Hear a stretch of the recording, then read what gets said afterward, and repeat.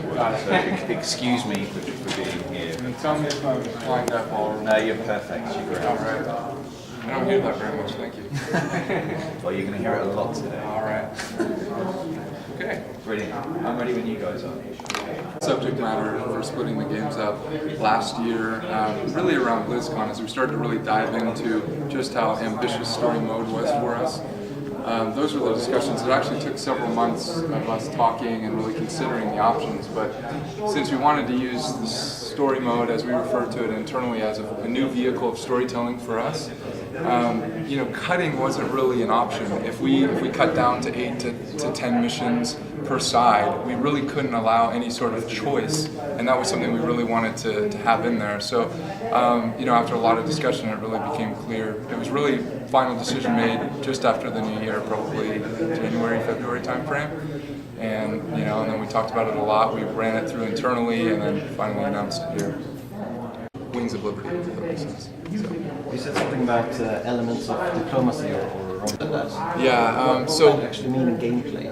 Well, we've talked a lot about the ideas behind it, and tentatively what we're talking about for the Protoss right now is that unlike Terran, where you have Jim Raynor, you pick technology and then you pick a mission, instead that you are working with the different aspects of the different sects basically of the Protoss, and helping and not helping various leaders basically of the different sects of the Protoss. So therefore, if you help one side, another side may become angry, it may even turn against you, something along those lines. So maybe a little more hardcore with the third, where you can cut off a lot more significant portions of the campaign if you choose not to help one side and help another faction, things like that. Yeah, you mentioned about the bottleneck. This is our development. How are you going with the development of the bottleneck too? It's going. I mean, we're working really hard on it. Rob Pardo is a big part of the design. For it, it's really ambitious what we're trying to do and get done. So we've got a lot to do on that and get it done to launch us into beta. Right now we're playing alpha in the company. We have 100% of the company, all company now, able to play, and they're playing over Battle.net, but it's just, as far as our features that we intend to have, it's only a subsection of the ultimate features, so we still have a lot to go before we'll be ready to roll out into beta, and then, eventually roll it out completely. Yeah, so when the Soccer 2 beta comes out, the new bottleneck features will be revealed also, Yes. And we can check it out together, Yes. the game and the bottleneck features. Yes, yep. Yeah, That's the intention. There may be some smaller features that may not be ready at that time, but we roll those out as we go. Regarding esports, what are you planning for making StarCraft 2 the next generation esport for the world? There's actually some really cool things we actually have in there right now. If you get a chance today, we're going to be running some SC2 live games, hopefully with pro gamers. We also have a couple of videos down there at the esport stage that show off some of the things we're doing. We have now leaderboards that are built into the game that allow you to look at actions per minute per player, what their army makeup is per player.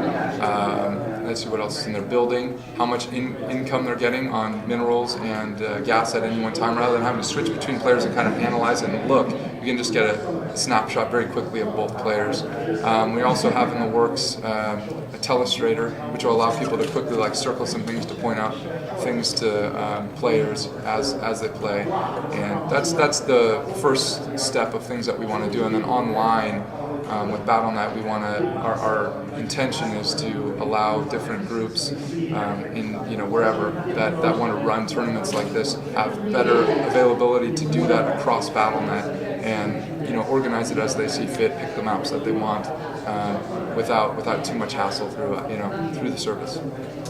Just got a couple more minutes. Okay, sticking at that one, a lot of suggestions we have now, tournament systems, custom leagues, all over Battle.net, but is there some line which you can say, okay, we make this, but we won't go further, that's up to the community? Can I say it right now, what it is? No, we're still talking about it. I mean, what we are trying to do, and our esports team has been gathering this info, is we are hitting up the community and especially the different organizations that are running esports events to find out what's most meaningful to them. In fact, we've done little bits of things in our patches for Warcraft 3 and StarCraft recently to try and help support that community better. Things like allowing them to enable keeping the health bars up all the time. Those sorts of things will be built in for sure to StarCraft 2 out the gates. Plus these new this new leaderboard functionality, you know, the things that we can accomplish on Battle.net itself to help those communities. But the specific details, we're still talking about it. We're going to do everything that we can, and then we'll, you know, in Blizzard fashion, we'll roll out additional features as we realize what the most significant, most helpful features would be through patches, and then even with the products. I meant more in the way of hosting custom leagues and stuff like that. Yeah, you know, our intention is to have a lot more capability to do that for groups, whether they're professional leagues or whatever, or just you know, people that want to do it basically by groups, if you will. So a lot more of that will be forthcoming as we head into beta. Just one question, guys. Did you have a question because you guys there? Yeah, regarding the team games. In StarCraft 1, only the 1 versus 1 player games were popular. Yeah. The 2 versus 2 player games were not so popular. Are you planning to increase the popularity of the 2 versus or 3 versus games in StarCraft 2?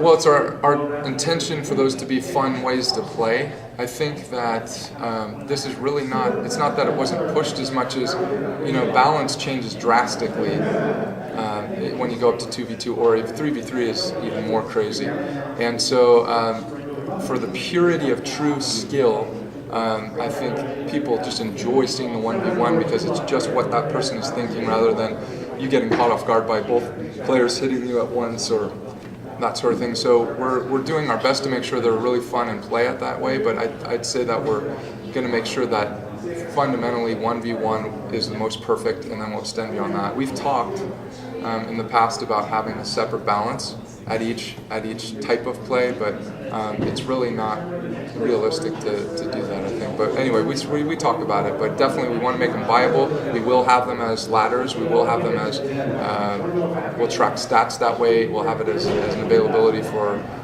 you know, things like this, events like this, and we'll probably invite people to events like this, but I think 1v1 will still be the most popular, probably. We need to wrap up now, guys. The next guy's here already. Okay. All right. Yeah, thank you guys. Good seeing you, man. Yeah. And I'm sure we'll see you around the show too. Seriously, check out the SC2 Pro match. It's, I think, from